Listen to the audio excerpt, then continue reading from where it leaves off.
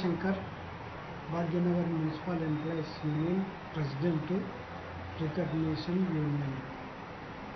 ఈరోజు మా దగ్గర బోనాలు ఉన్నాయి. బోనాల పండుగ చేస్తూ ఉన్నాము. ఇంకా కొద్ది టైం అయితే మా ఎంప్లాయీ అంతా వస్తారు 2 గంటల వరకు. సూరూరు ప్రెసిడెంట్ కట్టెబాది. ఈ బోనాల పండుగ అనేది మన యొక్క తెలుగు యొక్క సాంప్రదాయం. తెలంగాణ లోపల బోనాలు అనేది చాలా పవిత్రంగా మనం భావిస్తాము. ఎందుకంటే సికింద్రాబాద్ మహంకాళమ్మ దేవాలయము 1815 లోపల స్థాపించబడింది.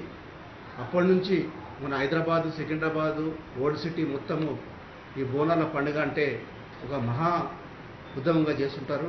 కాబట్టి ఈ పండుగని మేము ఎవ్రీ ఇయర్ చాలా గణనీయంగా చేస్తుంటాము. కాబట్టి అదేవిధంగా ఈ సంవత్సరం కూడా చాలా గణనీయంగా చేస్తున్నాము.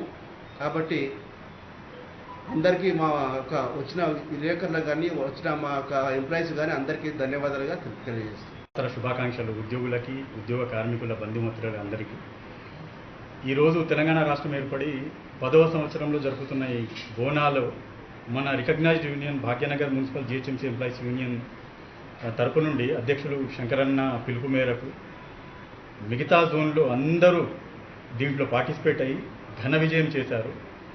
ఈ 10వ వార్షిక బోనాల జాతరను ఇంత సంతోషకరంగా జరుపుకోవడము ఆనందకరంగా ఉంది. ఈ జాతరను ఇలాగే ముందుకి ఇంకా ఎక్కువగా జరుపుకోవాలని కోరుకుంటూ ధన్యవాదాలు తెలుపుతున్నాను.